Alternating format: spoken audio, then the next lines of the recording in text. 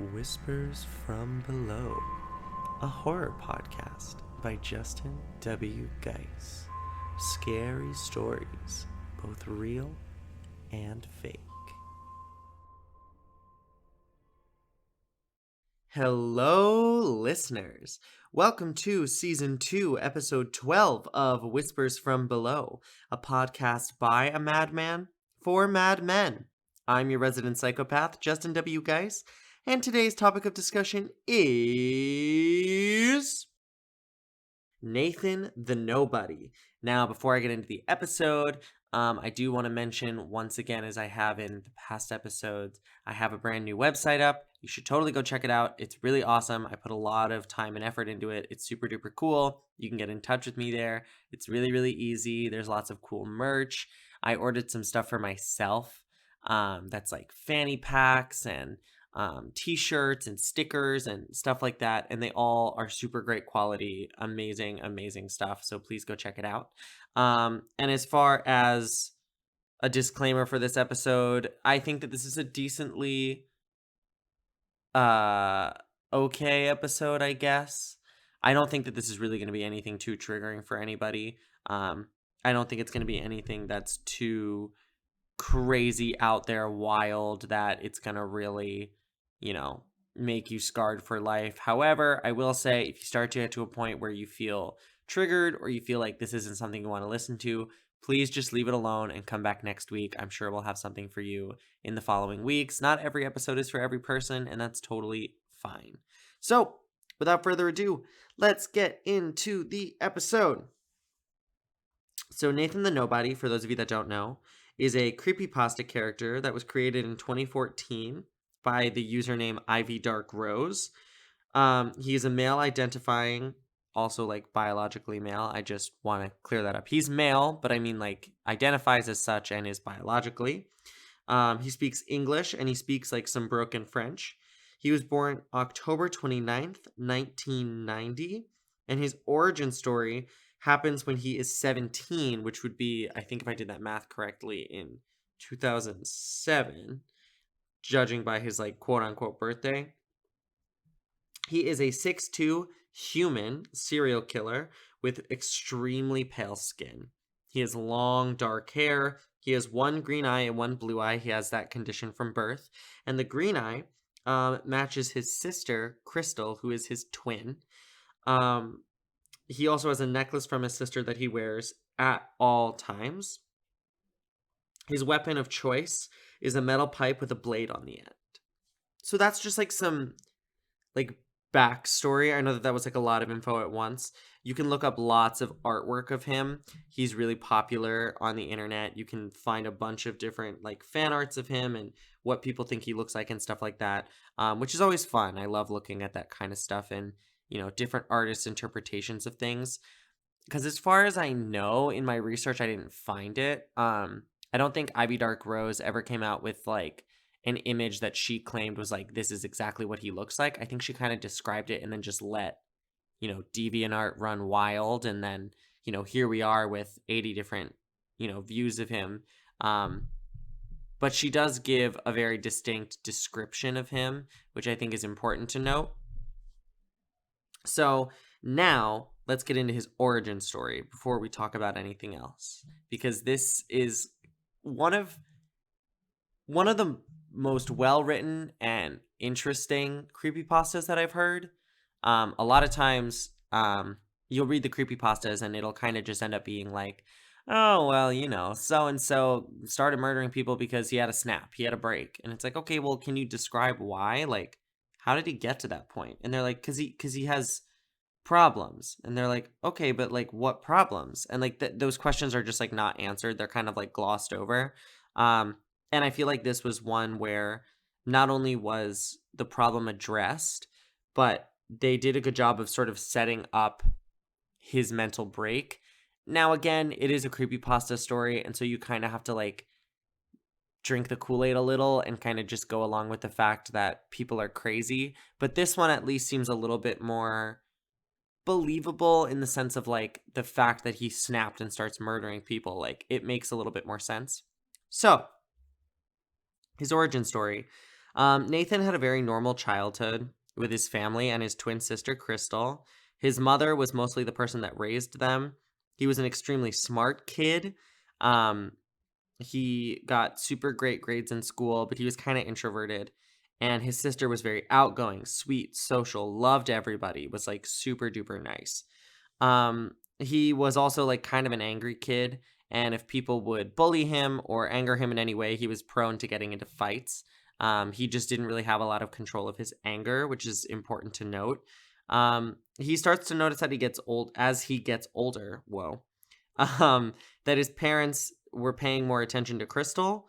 Um, and so he starts to have more angry outbursts as a way for himself to get noticed. And that is noted in the thing of like, he finds a sort of like happiness in being able to control the emotions of others, even though it's not a good emotion that he's invoking. He sort of likes to have the power and know that he can control his parents' emotions.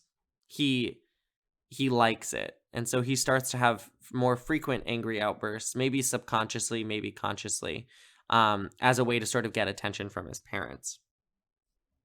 One night, he's asleep in bed and he wakes up and he hears his parents like basically yelling at each other but trying to keep it hushed. We've all had those times where your parents are fighting and you're asleep, but they're totally trying to keep it like hush hush because they don't want you to know. But you know, and you hear it. We all do.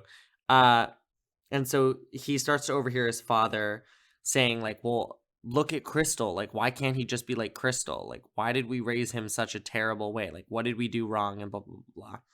And Nathan starts to feel really bad about that. I wrote resentment central in all caps in my notes because I just feel like so many times in stories like this, you see that like one child sort of gets favored over the other, and then that child harbors extreme amounts of resentment, and the parents also harbor resentment towards the child, and it just creates this huge divide. Um, and I mean, you see it a lot in like movies and TV. You sort of see my boyfriend and I are, I think I talked about it in a previous episode. We're currently watching Little Fires Everywhere, which if you haven't checked out is a really amazing TV show with Reese Witherspoon and Kerry Washington as among, the other actors in it. But truly like a fantastically written show. But there's a lot of instances of like seeing somebody taking care of someone else over the child, and then that child sort of trying to work through that.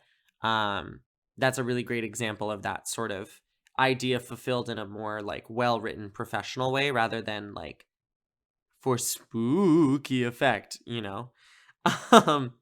So then the parents one night, this is like after he sort of hears about this.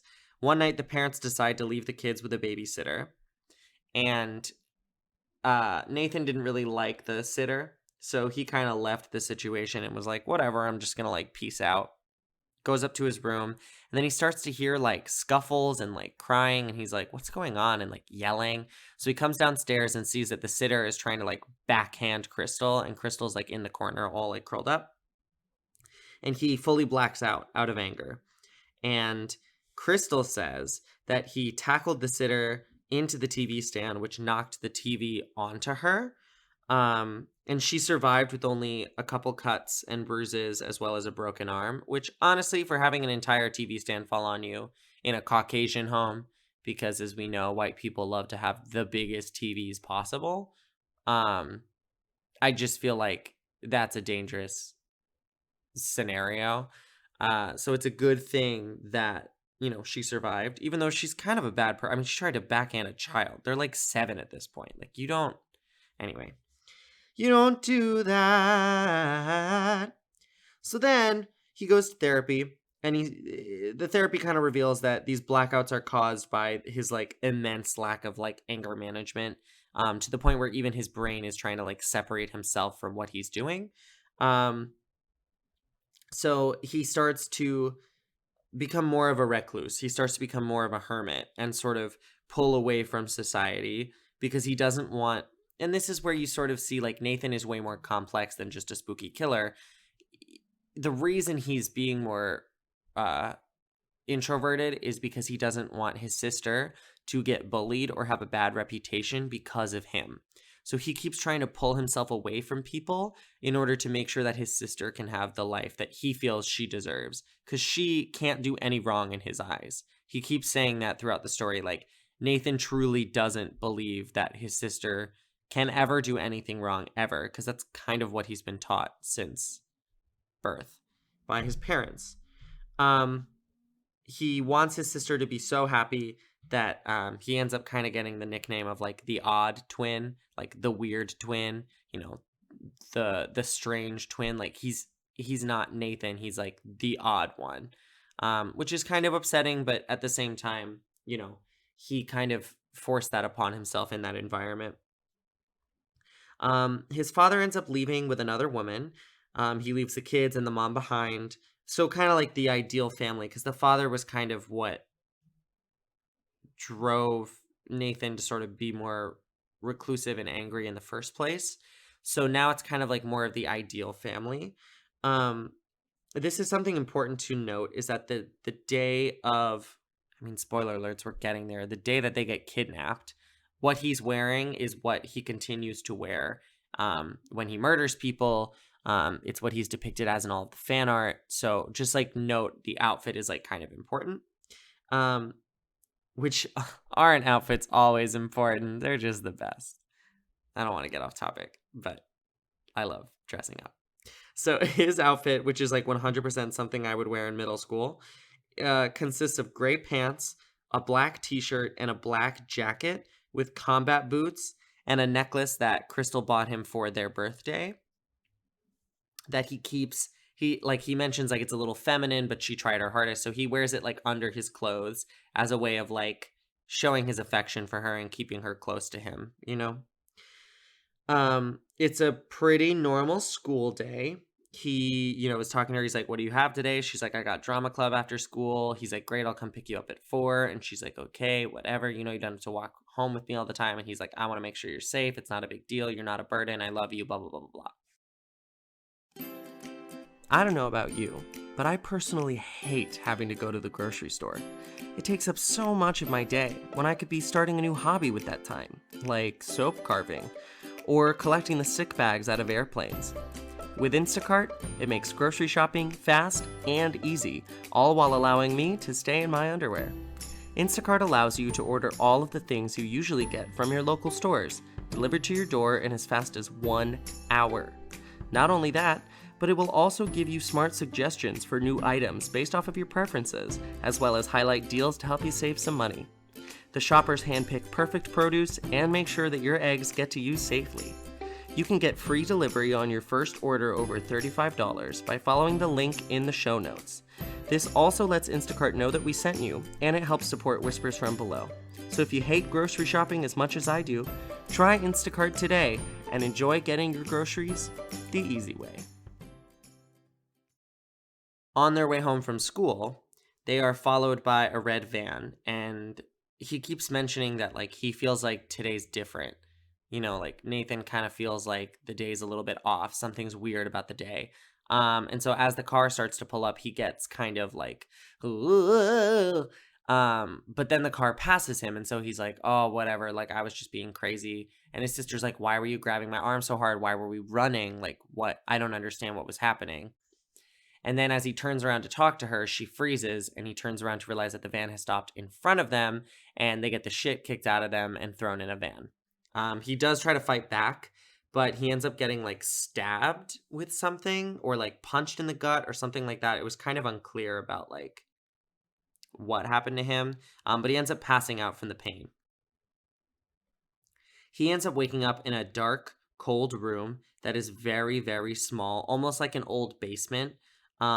It has broken pipes all along the wall. There's a constant dripping coming from some of the pipes, which is important because that's part of his like mantra thing that comes in later, is the like drip, drip, drip. It's like part of his like spookiness. And there's a huge metal door that's like his only way out. No windows or anything. He overhears some men talking about like, you know, they come from a rich home. Did you see that neighborhood? Like, we can ransom them for lots of money. He's like, and then if the parents don't want to pay, we can always sell them on the black market, because, you know, she'll go for a fortune. She's so pretty and young. And they're like, what about the boy? We could just kill him. And then they're like, no, no, no, no, no. He'll sell too. You just have to find the right buyer. Uh, and so then they start to come towards his room and they're like, we should check on him. What if he's awake? Uh, as the two men enter his cell, he tries to attack them and fight them off. He ends up getting beaten up, and they lock him up again, saying, like, let him rot in there. Like, that guy can just die down there. We're not going to check on him, whatever. Let that kid rot. Something like that. And so he continually tries to break down the door, but it's a metal door, so, like, it's kind of a no-go. Like, there's no way that he's going to be able to knock down the door, and, we get, like, desperate times and stuff, but he ends up, like, really bruising his hands. They're, like, super swollen and cut up, and he doesn't even dent the door. So he ends up falling asleep. And as he's falling asleep, he's sort of falling asleep to, like, his throbbing head. He doesn't know how long he's been asleep. He's hearing this, like, drip, drip, drip. That's, like, kind of driving him insane because it's a constant noise that you can't stop. And once he wakes up, he doesn't really realize, like, how long he's been asleep, probably just through the night. And he says, to survive, like, I have to go drink that water that's dripping. So he goes over to the gross pipe that's dripping, and there's, like, brackish, like, green water that he's, like, drinking in order to stay alive. And he spends, like, days there. Like, it's very clear that he spends days, but the amount of time is not really, like, fully described. So when I was reading it, I imagined it was probably, like, 3 to 4 days. Because if the kidnappers are smart, which I doubt, but if they are, they would know that within that time, if you haven't eaten or had any water, you'd be dead. So I assume that 3 to 4 days was, like, how long he was down there. He starts to get these crazy hallucinations of, like, Crystal, like, calling for him in his ear, being like, Nate, like, you have to come help me. Like, Nathan, I need you, whatever. He starts to see the door opening, but the door isn't actually opening. It's a hallucination, stuff like that. And he starts to, like, freak out about it. And he's like, I have to go save her. So finally, on, like, his last day in imprisonment, he uses a metal pipe from the wall. He, like, really cranks out one of the metal pipes away from the wall and breaks down the metal door with it. And there's a really cool point in the story where they're describing, like, how his hallucination is sort of interacting with reality, and how he sees, like, the door, like, they use words like groaning and screaming so that the door sort of feels more human. I just thought that it was, like, an interesting way to sort of, like, write about the door breaking down. He finally breaks down the door and he starts to go up the stairs. And as he's, like, exiting the basement, he starts to hear the men talking about, like, how they killed her. And he's like, what? What the fuck was I supposed to do? Her face was so, like, bloody and it was grossing me out, so I had to kill her. And then they're like, yeah, like, I guess she wouldn't have sold for much, but, like, that's fucked. Like, maybe we can sell her body or whatever. And then they're like, oh yeah, that boy that we left in the basement, we should probably go check on him. Like, he's probably dead, right? And then, Nathan is obviously, like, grief stricken, and he's like, I can't believe that this is my life now. I don't know what I'm gonna do. And as that starts to happen, he hears Crystal's voice softly in the back of his head just say, Nathan, kill them.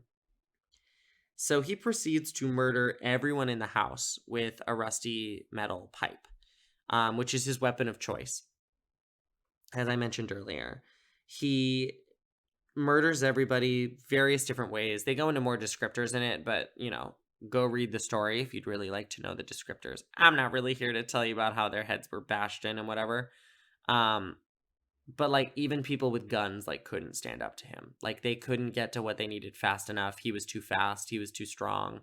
And then he goes to this back room in the house, and he finds his sister's lifeless body. And this is where you see his psychotic brain start to take over.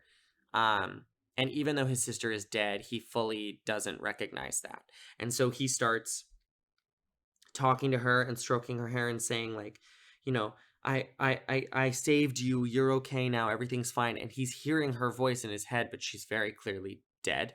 And And then he declares that he has to kill all of the people involved with the organization that these men were a part of in order to save her. And then he ends up living in that house with her remains. Super cute. Um, so that's like his like origin story. It's kind of like him going crazy, covered in blood, beating people up. But what I enjoyed about it as opposed to other creepypasta stories, because as you guys know, I want to start like mini series within, the big seasons. So one mini series that I have going on right now is like haunted locations, and another one that I have is horror movies, and I have anime and Grimm's Fairy Tales is another one. And one that I want to start doing a little bit more frequently than I have in the past is creepypasta stuff. Because I know that that's something that, frankly, surprisingly, I don't know a lot about that world. We all know the big ones. We know Jeff the Killer. We know Slender Man. I mean, come on. We all know Slender Man. What is it? SmileDog.jpg. That's one that I feel like people talk about a lot. But there are some that are like popular within the community, but they're not necessarily popular in like pop culture. Like they're not popular in like the popular groups of, media and whatever. So I want to start talking about them a little bit more. And I was doing a bunch of research on a couple different stories, but this one really caught my eye. That's where, full circle, here we are. The reason that I chose this story over other ones was because I thought they did a nice job of fleshing out his anger management problems, his mental disorders, why he's, reacting so vehemently towards people, why he loves his sister so much. Like they did a great job of sort of telling you why all of this was there. And like, yes, it's going to lead to something, but they did a good job of sort of like establishing why the break happened. Though once the break happens, it's a little like superhero, horror anime sort of vibes of like how he's attacking people. But I just thought that like this writer did a very nice job of like, okay, so like here's his backstory, and like I'm actually going to flesh out his mental state so that it makes more sense when he loses it later. But interestingly enough, his first appearance wasn't in an origin story. His first appearance was just in a story of him murdering someone. It was called like The Nobody or something like that. And you sort of learn how he kills people through there and in subsequent stories. His MO is that he stalks them. He doesn't let them see him, only for like a second sometimes. He'll stalk them for days, weeks, even months, if that's what it takes to sort of learn this person's schedule and get it down. He'll start to come into your home and just turn on faucets just a little bit so that they have here we come, full circle, the drip, drip, drip all the time in your apartment or your home. He refuses to kill children, which is very interesting, but his mental state sort of starts to devolve. So like he starts to see everybody on the street as part of the organization. So you could like bump into him and he immediately is like, you're part of the organization and you must be stopped. So he's human, very human, a serial killer for sure. But he sort of has this mental state where like he doesn't know that what he's doing isn't self-defense anymore. He doesn't, the lines are blurred. He's unclear of the lines. I just like fully couldn't think of how to word that. The lines are very blurred for him, and he doesn't really understand anymore the difference between right and wrong, self-defense and, murder, just outright. He's not clear of the boundaries, which just makes for a very interesting killer. He starts to see like lots of hallucinations. He hears his sister's voice in his head. And one thing that's noted all the time is that he talks to himself under his breath all the time, because his sister is kind of, his inner voice that he has deemed his sister's voice, is constantly telling him what to do in the back of his head. So he talks to himself. Some of the things that have been like diagnosed in him by like the community and, by the writer herself saying like this is, or themself, I don't know how they identify, is that he has intermittent explosive disorder, which is sort of like where you get these really angry outspurts that will come seemingly out of nowhere. It could be the smallest inconvenience and you will get so pissed off about it. And it's like uncontrollable, as well as possible like schizophrenia. Um, Due to the fact that he sees like hallucinations, he hears voices in his head, he's unclear that what he's doing is wrong. That sort of all goes along the lines of schizophrenia. But again, diseases and disorders and stuff like that are a spectrum, so he could be, really low on the schizophrenia spectrum but really high on the anger. There's all sorts of possibilities and concoctions that could be said about him. He absolutely loves to psychologically and physically torture his victims.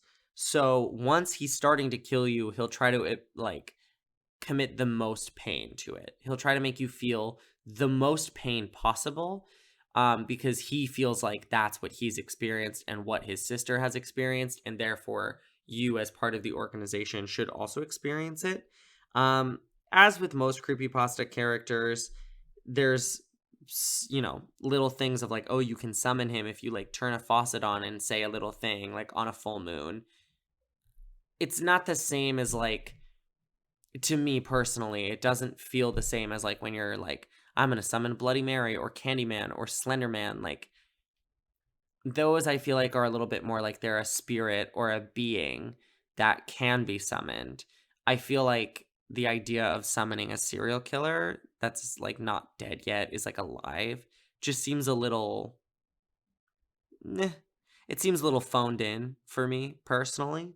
But a lot of creepypasta characters have stuff about how you can summon them and how you can bring them into your home, which I don't know why you would do that. I'm unclear as to what the reason would be to summon a demon into your home. It's the same thing. Like, I'm a big like YouTube person. I love watching creators and stuff like that. And for a while I was seeing these videos go up from some channels that I follow that was like, trying the Midnight Man game, or like trying the baby doll game, or like doing the elevator challenge or whatever. And they're all supposed to be things that like summon a demon into your home, send you into another dimension. And like, I will never understand the draw of like, let me try this because I want to know if it's real. Like, I guess I understand like wanting to know if it's real, but at the same time, if you're right, you're fucked. Like, just don't mess around with that. It's like people playing with Ouija boards. Like, don't do it. Don't do it.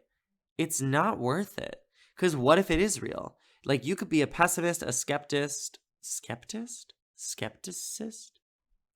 A skeptic? Did I just make up like 8 words? You could be skeptical and pessimistic.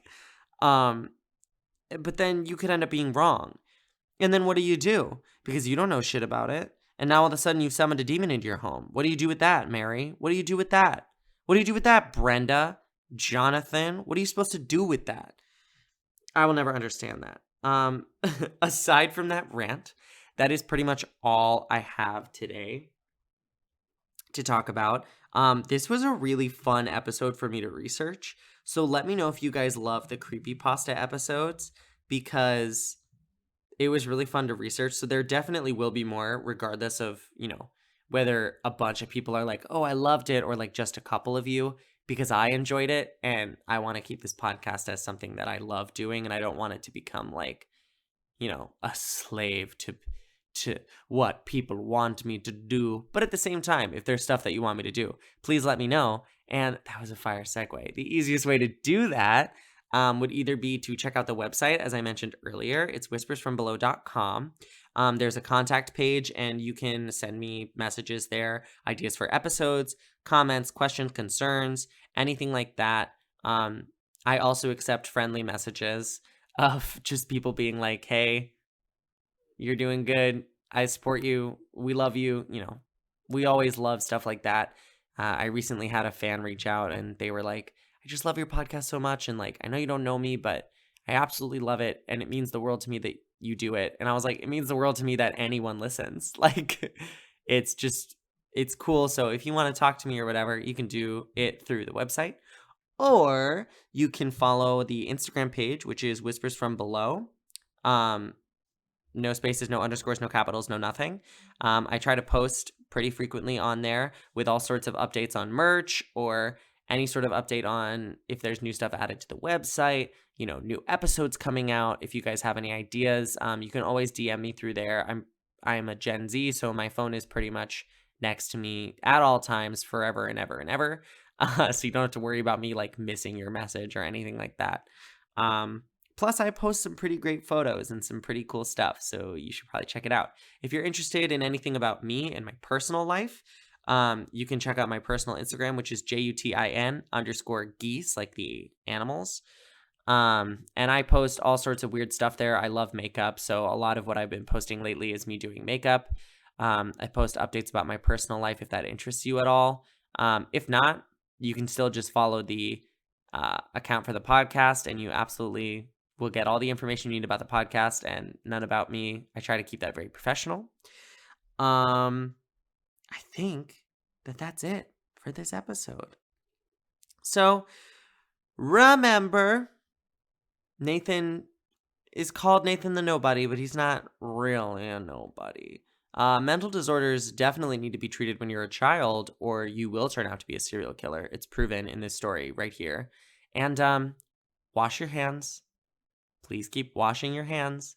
And wear a mask. It hurts nobody. It hurts nobody. Just wear a fucking mask.